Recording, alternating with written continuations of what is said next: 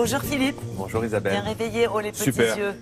Oh non, le jardinier se lève toujours tôt. Le jardinier se lève toujours tôt, absolument. Et le jardinier, on en a bien besoin actuellement, parce que s'il fait beau aujourd'hui, ce ne fut pas le cas hier. Comme on dit, on a été bien arrosé.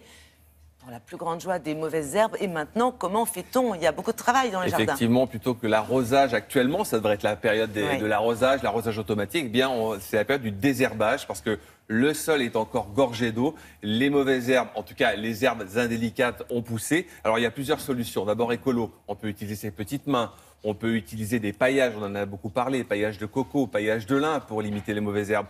Si on veut désherber totalement, on peut étendre des cartons pendant plusieurs semaines et puis l'herbe ne poussera plus. Les mauvaises herbes ne vont pas prendre la lumière, elles ne pousseront plus. Donc là, on a un désherbage plutôt écolo. On plante aussi serré. 100% naturel, tout ça. 100% naturel. On peut aussi planter très serré, ce qui empêche les mauvaises herbes de trouver leur place. D'accord. Alors un peu moins écolo, on a bien sûr malheureusement les désherbants chimiques qui vont être régulés à partir du 1er janvier 2017. Donc on va en trouver de moins en moins. Il y a des désherbants écolos aussi à base de géraniacées, à base de géranium, qui ont leur efficacité, mais elle est plutôt réduite. Il faut les passer souvent régulièrement. Pourquoi? Parce que c'est vrai que ça limite les mauvaises herbes, mais elles repoussent très rapidement. Donc il va falloir trouver d'autres solutions. Et ce matin, je vous propose 3 solutions assez innovantes, assez écolo. Regardez. Et si vous abandonniez les désherbants chimiques au profit de méthodes plus douces, plus naturelles? Voici 3 solutions disponibles ce printemps pour un univers sans mauvaises herbes, ou presque. Pour ceux qui veulent faire de l'exercice, voici la version manuelle. C'est un désherbeur qui est totalement manuel. Nous n'avons ni besoin de branchement, on peut se balader sans problème dans le jardin. L'outil fonctionne très simplement. Ce sont 4 dents que l'on vient planter dans la terre qui viennent enserrer la mauvaise herbe au niveau de la racine et il ne reste plus qu'à l'extraire. Il a 4 dents, un manche, faut avoir le pied agile et l'œil aiguisé car aucune racine dans votre gazon ne lui résistera. Au fait, comment bien l'utiliser? Cet outil est très simple d'utilisation. Il permet déjà d'une part de pouvoir jardiner le dos droit grâce aux manches et ça ne demande absolument aucun effort. Et si vous passiez au gaz? C'est une technique récente qui repose sur une idée simple, on chauffe les plantes, ce qui les fait disparaître sans produits chimiques. Le désherbeur à gaz, c'est un désherbeur thermique, ça permet donc de désherber sans produits chimiques. On vient chauffer la plante, c'est-à-dire qu'on vient chauffer les cellules de la plante.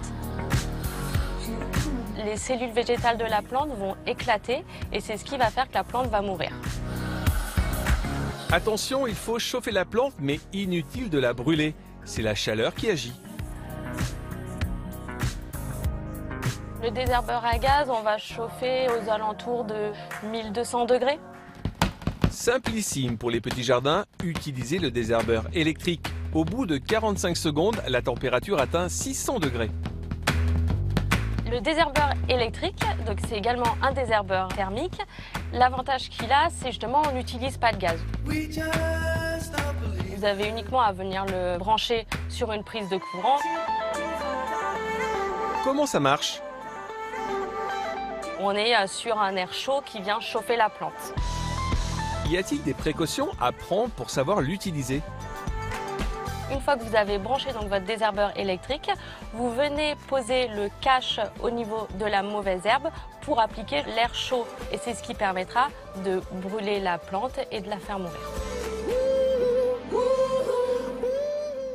Ok, donc on a bien noté. Merci pour ces 3 solutions. Quel est votre conseil de jardinier? Alors, pour les mauvaises herbes, moi, je vous invite à vraiment pailler, c'est-à-dire appliquer sur le sol 3 à 5 cm de paillage. Ça peut être de la paillette de lin, de la paillette de coco, des cosses de cacao, des déchets industriels, organiques. Ça se trouve facilement? Ça se trouve très facilement aujourd'hui en jardinerie. Et vous en mettez 3-4 cm au printemps et vous limitez vraiment considérablement et la pousse des indélicates, comme je les appelle, ou alors également l'arrosage, parce que ça maintient également une certaine fraîcheur au niveau des plantes. Donc, il vaut mieux prévenir que guérir. Le paillage est une bonne solution. D'accord, ok, merci beaucoup. Et donc, nous saluons néanmoins ces herbes indélicates Exactement. Qui Elles font sont preuve indélicates, mais d'incivilité, jusqu'au mais- jour où on découvre une qualité propre à l'herbe, médicinale ou autre, et là, elles deviennent plus indélicates. Donc pour l'homme, elles sont indélicates, mais pour la nature, elles ont leur place. Merci Philippe. Tout de suite, le sport.